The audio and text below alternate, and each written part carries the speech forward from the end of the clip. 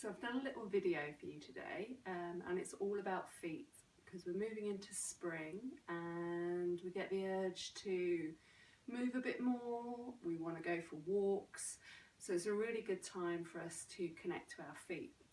Also in springtime everything's kind of bubbling under the surface waiting to bloom and blossom, and it can sometimes be a difficult transition time for us as well, moving out of winter into spring. So if we can find ways to ground and balance ourselves, then we can feel more centered. So I'm going to show you a few ways that we can ground and balance ourselves using our feet. So number one, if you're really feeling like you need some support, this is a great way to ground yourself by pushing feet into a wall. The other benefit of this is that it helps to bring natural alignment into the body. So we're going to come down, we put a little blanket under the back of our knees. So you might want to come in more sideways down to the ground, maybe have a blanket as well to support your head and neck. Make that nice and comfy. And have a little move around so that the back of the pelvis feels soft and the backs of the knees are open, resting on the blanket. So if you open your mouth a little bit, the backs of the knees should feel kind of open and soft, a bit like a sort of lion's mouth. So legs shouldn't be really like pulled up and active with knees locked. So see if you can soften behind the knees and let the knees open up into the blanket. And at the same time push into the wall. And at the same time, maybe bringing your fingertips to your hip sockets. Can you let the hip sockets release back and down to encourage the back pelvis to open and widen into the ground, and invite the breath into the lower belly. And then just give the weight of the body to the wall. And as you do this, let that outer heels roll out so it can feel like you're really on the center of the heel and really connected to the first 3 toes and balls of toes.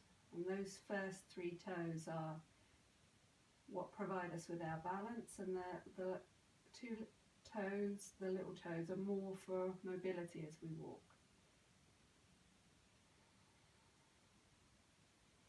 So the backs of the knees can soften, the hips and pelvis release to the ground. And when I do that, I'm really inviting the breath into my lower abdomen. You might be able to see it rising and falling now.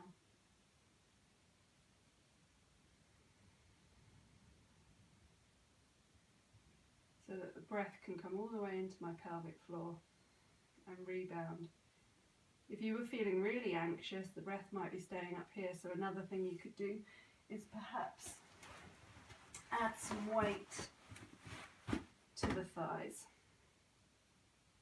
to encourage the breath down into the lower belly. So that's pose 1. Pose 2, we can take our feet, maybe roll our blanket away and just come into constructive rest, and just let the feet really ground into the floor, let the head be heavy on the ground, sinking back again, encouraging the hip sockets to release down to the ground so the back of the pelvis can ground back and widen. So if we really want to connect to our feet, it's really nice to give the feet a little massage. Breathe in and bring the leg into the body, doesn't matter which one. We're going to go right today, and breathe out. You can bring the leg up. You could hold around the back of the thigh and maybe do a little bit of footwork, breathing in, breathing out, breathing in, breathing out. As many repetitions as you like, pointing and flexing, and maybe some circles. And then a little bit of jiggling, all coming from the arms so the leg is soft, just to wake that up. And then what you would do is take the foot across to rest on the opposite thigh, and maybe give the opposite thigh just a little massage to encourage it to relax. And then we can really bring attention to this foot. So really getting into each of the toes, maybe giving them a little massage and a pull in between the toes, massaging the ball of the foot in a way that works for you. You can try different types of strokes, maybe rubbing, maybe tapping. You can massage around the heel of the foot. So we use our hands a lot and we bring consciousness to our hands, but we don't use our feet so much. And they get forgotten about. And the more that we can bring sensation to the body, the more it likes it. The body seeks pleasure and sensation. So it actually likes having some contact. So you can massage around the bones of the top of the foot, maybe give the ankle a little turn. And then can the foot become like a hand? So the hand and foot have this little communication going on, and the foot can be more like a hand. And when the foot feels nice and alive and awoken, you can maybe bring the leg back and draw in and give the whole leg another little shake, great for circulation and lymph.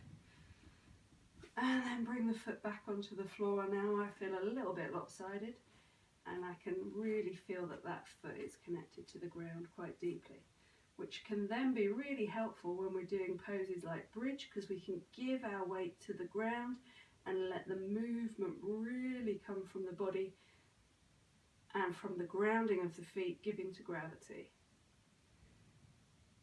And then you would repeat on the other side.